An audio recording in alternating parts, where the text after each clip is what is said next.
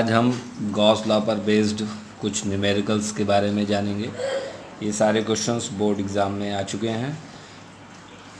CBSE board exam जैसे कि ये क्वेश्चन 2014, 2010 इस टाइप से हमने बगल में लिख दिया है। तो यहाँ पर ये दो कंडक्टिंग स्फेरिकल सेल हैं। ये S1 है जिसके इनसाइड में Q1 चार्ज रखा है। ये S2 के अंदर ये S1 है और इसमें से Q2 चार्ज है। क्वेश्चन है कि φ1/φ2 क्या है, यानी कि सरफेस फर्स्ट और सरफेस सेकेंड से निकलने वाले फ्लक्स का हमें रेशियो फाइंड करना है। तो गॉस लॉ लगा देते हैं कि मान लीजिए पहले φ1 निकालते हैं। तो φ1 गॉस लॉ कहता है कि उस सरफेस के अंदर कितना टोटल चार्ज रखा हुआ है। तो S1 के अंदर कितना चार्ज रखा है, Q1/ε0। ये हमारा पहले सरफेस से निकलने वाला फ्लक्स हुआ। अब हम बात करते हैं S2 से। S2 के अंदर टोटल कितना चार्ज है, Q1 + Q2, Q1 + Q2/ε0। ये कैंसिल हो जाएगा, आंसर हो जाएगा हमारा Q1 + Q2। अब इसी क्वेश्चन में थोड़ा सा माइनर चेंज ये किया गया है। If the medium of dielectric constant εr is introduced in the space inside S1 in place of air, यानी कि S1 में हमें एयर की जगह पे अगर हमने कोई डाइलेक्ट्रिक मटेरियल भर दिया है जिसका डाइलेक्ट्रिक कांस्टेंट कितना है, εr है, तो S1 से निकलने वाले फ्लक्स में क्या चेंज आएगा, उसका एक्सप्रेशन लिखना है। तो φ1 = देखिए S1 के अंदर कितना चार्ज है, Q1 है, /ε0 होना चाहिए अगर एयर है। अगर कहीं भी मीडियम आ जाता है तो ε0 के साथ हम डाइलेक्ट्रिक कांस्टेंट का मल्टीप्लाई कर देते हैं। तो ये हो जाएगा हमारा Q1/ε0 × εr। ये हो गया हमारा पहला क्वेश्चन। अब हम बात करते हैं दूसरे क्वेश्चन में। ये क्यूब है LH का, इसके सेंटर में Q चार्ज रखा हुआ है। हमें इसके वन फेज से पास होने वाले फ्लक्स को कैलकुलेट करना है। तो पहले हम बात करते हैं net flux passing through the cube. Statement है गॉस थ्योरम का कि total charge enclosed by the surface upon ε0।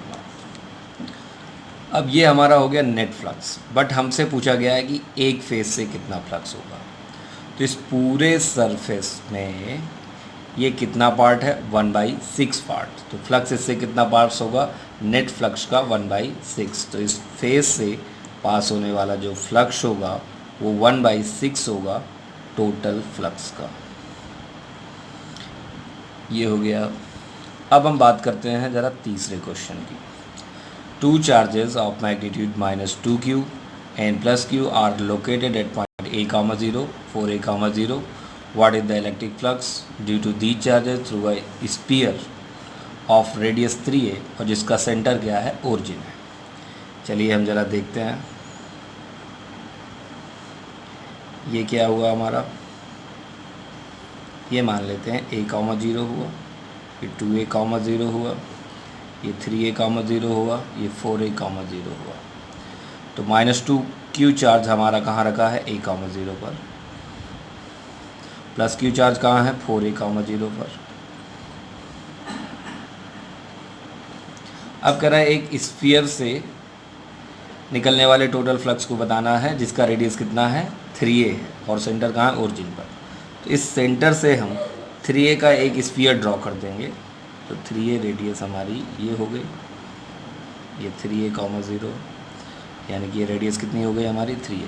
तो अब इस सरफेस से पास होने वाले टोटल फ्लक्स को हमें कैलकुलेट करना है। A, 0 पर -2q चार्ज, 4A, 0 पर q चार्ज, और हमें 3A रेडियस का स्फीयर बनाना है ओरिजिन से, उसका सेंटर होना चाहिए ओरिजिन में। तो यहाँ से हम लोगों ने एक स्फीयर ड्रॉ किया। अब इस स्फीयर के अंदर कितना चार्ज बच रहा है, 2q। तो इससे पास होने वाला फ्लक्स कितना हो जाएगा, इसके अंदर कितना चार्ज है, 2q/ε0। ये हो गया।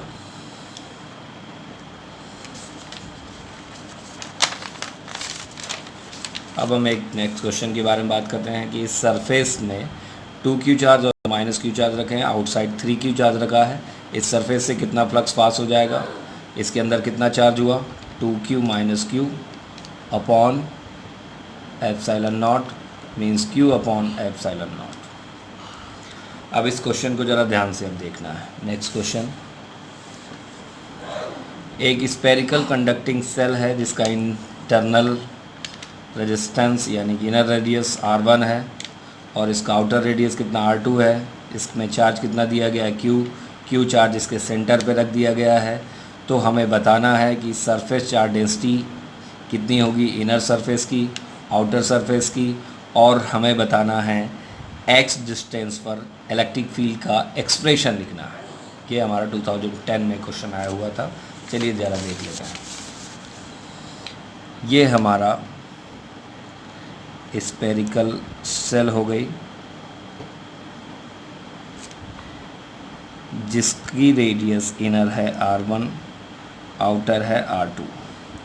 इसको जो हम चार्ज देंगे उसके आउटर सरफेस में आ जाएगा।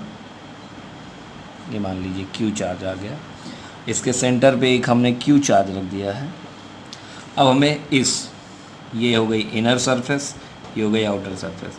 इस सरफेस का हमें क्या बताना है, सरफेस चार्ज डेंसिटी, और इस सरफेस की भी हमें क्या बताना है, सरफेस चार्ज डेंसिटी। तो इस क्वेश्चन को ज़रा ध्यान से देखिएगा कि इसके सेंटर में कितना चार्ज रखा है, Q। अब ये मेटल है तो जो भी सरफेस नियरर होगा चार्ज के पास में उसमें चार्ज इंड्यूस हो जाएगा अपोजिट साइन का। तो यहाँ पर ये Q चार्ज रखा है तो इसके इनर सरफेस पर -Q चार्ज आ जाएगा और फिर इसके जस्ट आउटर सरफेस पर कितना आ जाएगा, +Q चार्ज। तो ये -Q और ये +Q चार्ज आए इंड्यूस्ड चार्ज कहलाएंगे, जो कि इसकी वजह से इस मेटल में इंड्यूस्ड हुए हैं। ठीक, अब इस सरफेस में हमारे पास कितना चार्ज आया, Q चार्ज। तो सरफेस चार्ज डेंसिटी का मतलब हुआ चार्ज पर यूनिट एरिया। तो इस वाले सरफेस में कितना चार्ज है, -Q, और इसका एरिया कितना है, 4πr1²। अब हम बात करेंगे आउटर सरफेस में। तो आउटर सरफेस में चार्ज पहले था Q और ये इंड्यूस चार्ज हो गया +Q, तो टोटल चार्ज हुआ Q + Q, और इसका एरिया कितना हो जाएगा, 4πr2²। 4πr2², बिल्कुल सही। अब हमें क्या करना है, इसके सेंटर से x डिस्टेंस पर इलेक्ट्रिक फील्ड फाइंड करनी है। मान लीजिए P पॉइंट पर इलेक्ट्रिक फील्ड फाइंड करनी है। तो इसमें हमें कैसे करना है, सीधे आप लिखिए 1/4πε0 अपॉन डिस्टेंस का स्क्वायर। भी यहाँ पे चार्ज कैसे लिखना है, तो आपको करना क्या है, इस पॉइंट को देखिए। इस पॉइंट से अगर हम एक इमेजिनरी स्फीयर ड्रॉ करें तो इस पॉइंट से अगर जाता हुआ अगर हम एक इमेजिनरी स्फीयर ड्रॉ करेंगे तो उसके अंदर कितना चार्ज आ जाएगा, total charge Q -Q +Q Q। तो ये तो इंड्यूस हुआ, नेट चार्ज 0 हो जाएगा और टोटल चार्ज कितना हुआ, Q plus small q + Q। यानी कि आप ऐसे केस में वही फार्मूला लगाइए, 1/4πε0 टोटल चार्ज अपॉन डिस्टेंस का स्क्वायर। ये हमारा ये क्वेश्चन हो गया। अब ये क्वेश्चन हम लोग ज़रा देखते हैं। ये एक सिलेंडर है जहाँ पर इलेक्ट्रिक फील्ड डिफाइंड है 50x अलॉन्ग x एक्सिस। तो हमें टोटल फ्लक्स फाइंड करना है और इनक्लोज चार्ज फाइंड करना है। तो आप उन्हीं सरफेस को कंसीडर कीजिए जो इलेक्ट्रिक फील्ड के अलॉन्ग हो। तो एक ये हुआ और एक ये हुआ, फर्स्ट और सेकेंड, और बाकी इस कर्ड सरफेस से इलेक्ट्रिक फ्लक्स जो हो जाएगा वो 0 हो जाएगा, क्योंकि एरिया वेक्टर ये रहेगा सरफेस के परपेंडिकुलर, इलेक्ट्रिक फील्ड इस डायरेक्शन में, तो टोटल फ्लक्स हो जाएगा 0। तो हमें को केवल फ्लक्स इस वाले सरफेस से और इस वाले सरफेस से मिलेगा। तो हम ज़रा ये एरिया क्रॉस सेक्शन यहाँ पर दिया गया 25 सेंटीमीटर स्क्वायर, मतलब 25 × 10⁻⁴ मीटर स्क्वायर। अब इस सरफेस पे electric field E1, electric field है 50x, ये मैग्नीट्यूड है। तो x की वैल्यू कितनी है यहाँ पर 1, 50 × 1 = 50 न्यूटन पर कूलम। अब हम यहाँ पे सेकेंड सरफेस पे इलेक्ट्रिक फील्ड निकालेंगे, तो x की वैल्यू अब कितनी हो गई, यहाँ भी 1 है, तो x की वैल्यू यहाँ से यहाँ तक की कितनी हो गई, 1 metre plus 1 metre is equal to 2। इसमें अगर हम x की वैल्यू कितनी रख दें 2, तो 50 इंटू 2 इज इक्वल टू हो गया 100 न्यूटन पर कूलम। इसका एरिया वेक्टर इसके अलॉन्ग लगेगा, इसका एरिया वेक्टर इसके अलॉन्ग लगेगा। तो अगर हम ज़रा φ1 निकालते हैं तो E1 एरिया तो वही रहेगा, a cos 180, यानी कि हुआ minus E1 into A minus 25 10 to the power minus 4, और एरिया आ गया हमारा, सॉरी ये तो एरिया हो गया, इलेक्ट्रिक फील्ड हमारा कितना आ गया 50। फिर सेकेंड हम निकालेंगे E2 a cos 0, यहाँ पर इलेक्ट्रिक फील्ड और एरिया वेक्टर दोनों के बीच एंगल 0 है, तो कितना हो जाएगा E2a, E2 हुआ हमारा 100 into 25 10 to the power minus 4, तो नेट फ्लक्स कितना हो जाएगा φ1 प्लस φ2, φ1 प्लस φ2। तो इन दोनों को ऐड कर दिया जाए तो ये 50 है, ये 100 है, ये माइनस का 50 है, तो आंसर बचेगा हमारा प्लस का 50, 10 to the power minus 4 newton per coulomb. अब मल्टीप्लाई कर लीजिए, चार्ज इनक्लोज निकालना है तो Q is equal to Q enclosed upon epsilon naught, और आप Q इनक्लोज निकालने के लिए आप फाई की वैल्यू ये रख दीजिए, एप्सिलॉन नॉट की वैल्यू रख दीजिए 8.85 10 to the power minus 12, multiply कर लीजिए, आंसर आपका मिल जाएगा।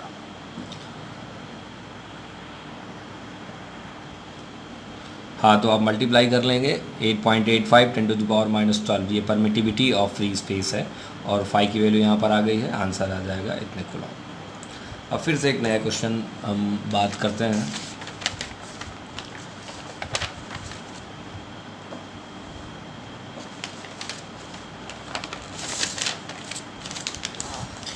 ये क्वेश्चन आप लोग खुद कर सकते हैं, कोई बात नहीं है। ये जैसे है, इलेक्ट्रिक फील्ड आपका इसके अलॉन्ग है, तो केवल इन्हीं दो सरफेस को कंसीडर करना है, बाकी से फ्लक्स ऑटोमेटिक 0 हो जाएगा, क्योंकि इलेक्ट्रिक फील्ड और एरिया वेक्टर के बीच एंगल हो जाएगा 90, तो उन सरफेस से हमें कैलकुलेट करने की कोई ज़रूरत नहीं है। जैसे यहाँ पर इलेक्ट्रिक फील्ड का है EX, means electric field x axis के अलॉन्ग है, तो ये हमारा फर्स्ट सरफेस के अलॉन्ग हमें इलेक्ट्रिक फील्ड फ्लक्स निकालना है, सेकेंड सरफेस से इलेक्ट्रिक फ्लक्स निकाल, और बाकी सरफेस इनसे इनसे इनसे सभी से फ्लक्स कितना हो जाएगा 0। तो यहाँ पर इसका एरिया वेक्टर ये हुआ N1, और इसका एरिया वेक्टर ये हुआ, और इलेक्ट्रिक फील्ड की डायरेक्शन ये है E। तो अब हम पहले सरफेस पर ज़रा इलेक्ट्रिक फील्ड निकालते हैं। इस सरफेस पर x की वैल्यू कितनी है a, c यहाँ पर कांस्टेंट है, x की वैल्यू हम ये रख देंगे CA, Newton per coulomb unit दिया गया है। यहाँ पर सेकेंड सरफेस पर इलेक्ट्रिक फील्ड निकाल लेते हैं, तो x की वैल्यू कितनी हो गई 2a, तो c into 2a Newton per coulomb, और एरिया हो गया हमारा a²। अब हम ज़रा φ1 निकालते हैं। φ1 की वैल्यू होती है E डॉट a, तो E और a यानी कि E1a cos 180, क्योंकि फर्स्ट सरफेस पर इलेक्ट्रिक फील्ड और एरिया वेक्टर के बीच एंगल 180 डिग्री है, तो E1a cos 180, तो E1 की वैल्यू हो गई हमारी CA, और एरिया हो गया a² मीन्स CA³ यूनिट। φ2, इससे निकलने वाले फ्लक्स को अगर हम कैलकुलेट करें तो E2 डॉट a, तो अब E2 कितना है इस पॉइंट पे, E2a cos 180। अब E2 कितना है, E2 की वैल्यू है हमारी 2CA, और एरिया 180 नहीं, सॉरी यहाँ पर 0 डिग्री होगा, सेकेंड सरफेस में इलेक्ट्रिक फील्ड और एरिया वेक्टर के बीच एंगल 0 डिग्री होगा। CA एरिया कितना हो गया a² cos 0 की वैल्यू 1, तो मीन्स आ गया हमारा 2CA³, तो टोटल फ्लक्स यानी कि नेट फ्लक्स हमारा कितना हुआ φ1 प्लस φ2, इन दोनों को ऐड कर दिया जाए तो CA³ इनक्लोज चार्ज जब हमें चाहिए, तो φ into epsilon naught means CA³ into epsilon naught. ये हमारा हो गया टोटल चार्ज।